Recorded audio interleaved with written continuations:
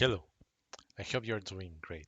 Today we are going to talk about how you can be efficient when developing using Entity Framework. We are going to see an example with Entity Framework Core and why you need to be efficient when developing your data access. Now, before we continue, please remember to visit fairplaytube.bticostarica.com. Click the Buy Me a Coffee icon, select a donation of your preference, and this will allow us to keep the videos and products free for you. Supporters will also gain access to exclusive posts and source code available only for Buy Me a Coffee supporters and members. Okay, so what is efficiency? Efficiency when developing with Entity Framework. Okay, basically efficiency, as I see it with Entity Framework, is the ability to quickly develop high quality data access in this case, right? What do we mean with um, high quality? Reduce errors or no errors, right? Higher speed of development, consistency, right? And yeah, consistency. Okay, so one of the issues that you often find is that when people are, not in everybody, but it actually happens a lot, when people are creating entity framework portions, their data access, you see a huge amount of persons, even senior persons, developing projects, developing their data access totally manually, which is actually something really dangerous because it brings potential issues. The first one is that this is prone to errors. The more manual code that you write, especially when you are writing code for entity framework or configuration, right? Uh, you will tend to miss some things, right? I don't know. For example, the foreign keys, right? The name of the indexes, um, setting some unique identifiers, um, unique indexes, right? And the more tables that you have in your database, the more potential errors that you will have in there if you write everything manually. The other issue is that developing your data access manually is basically a waste of time because you are spending a lot of time developing only the supporting bits of your system instead of the functional parts of your system, right? So if you are developing, let's say, I don't know, a shopping cart functionality, something like that, right? And you start developing your tables, if you spend a lot of your time in your data access, you will not be working on the functional aspect, right? In the UI and the controllers or the connectors and how everything interacts together with your application, right? You will be spending a lot of time on your data access, which is pretty much a standard among all of your tables, right? Or most of your tables if you have the best practice established or at least some patterns for or conventions for your database design. Okay, so yeah, spending a lot of time writing your entity framework, entities, and configuration is actually a waste of time. Now, for you as a developer, it may not be an issue. You may like it, right? However, you have to think both ways as a developer and as a business, as your customer. The more time you develop writing data access code manually, translate in more money wasted or spent by your customers in the supporting bits and less available time to develop new features. Also, the more time you spend in a feature is basically less time that you have available for other features, right? So this is actually a big issue. Some people do not see it like that, right? But it is actually the truth. You should not spend a lot of time writing your data access. That's why there are automatic generated tools. Now, if it is one table, two tables, it doesn't really matter. For example, let's see this table, right? Video index topics.sql. Let's see that now I am going to create the table. So I go to the models folder where I have them, right? And the entity will be named video index topics, right? So let's see.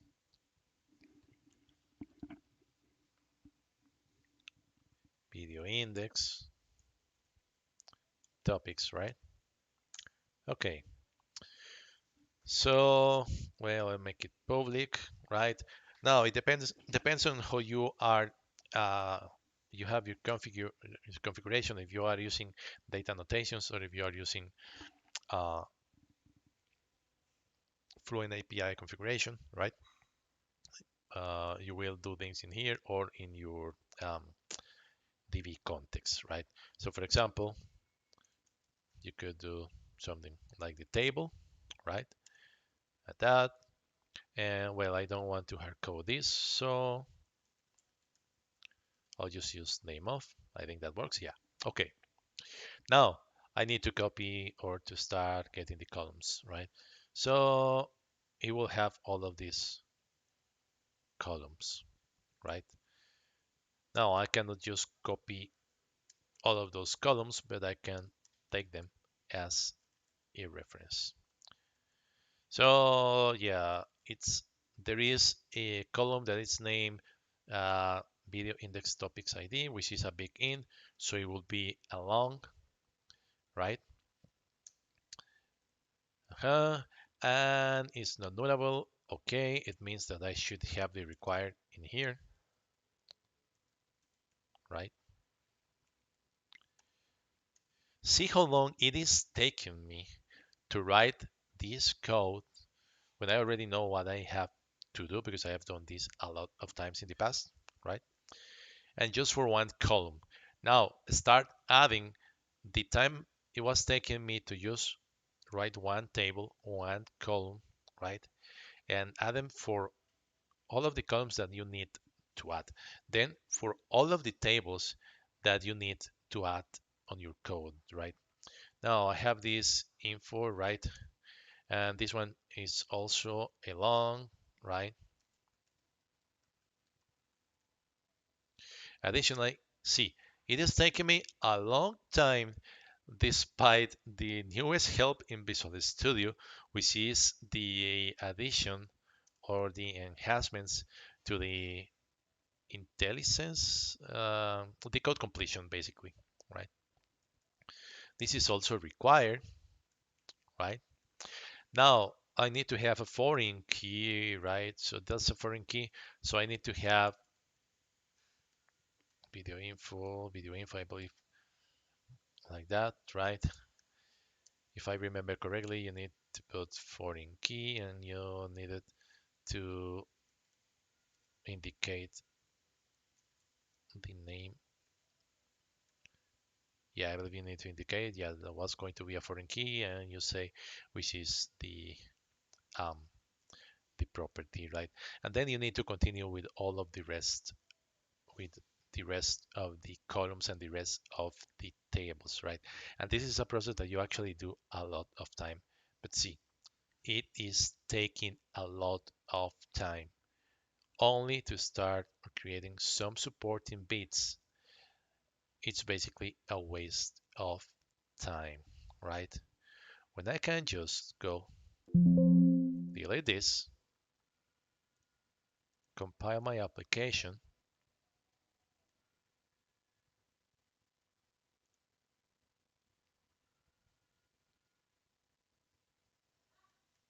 go to my data access, right? Right click it, select EF Core Power Tools, reverse engineer, select the database project,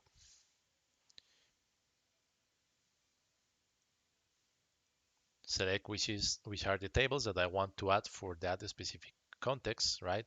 Select the name of the context, how I want to configure it, if data annotations or not, and generate it. Now, I actually forgot to mention one of the things that I will have to do after I had my class completed is actually added as a DB set in the DB context, right? And additionally, if there were some configuration that I need to add, I will have to put it in the model creating, not in the partial one, in this one. Uh, yeah, you see here are the names of the foreign keys, how the undelete will behave, right? All of this. So when you start adding the amount of time that you are using creating all of this manually, you will see that this is actually a waste of time, right? And see how long it took me to just create a new table by using the EF Core Power Tools extension. This is actually that I encourage everyone to use because this helps you a lot. It optimizes your development, right? It has been tested by actually thousands of millions of persons, right? It is actually one of the most recommended extensions for data access development when you are using Entity Framework and Entity Framework Core, right? And it has actually even been recommended by Microsoft professionals on their videos, right?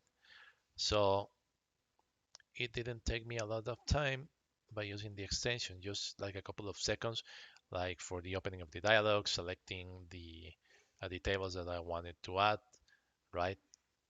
And basically that's it. And I didn't have I didn't have to write all of the code for my classes nor the dataset.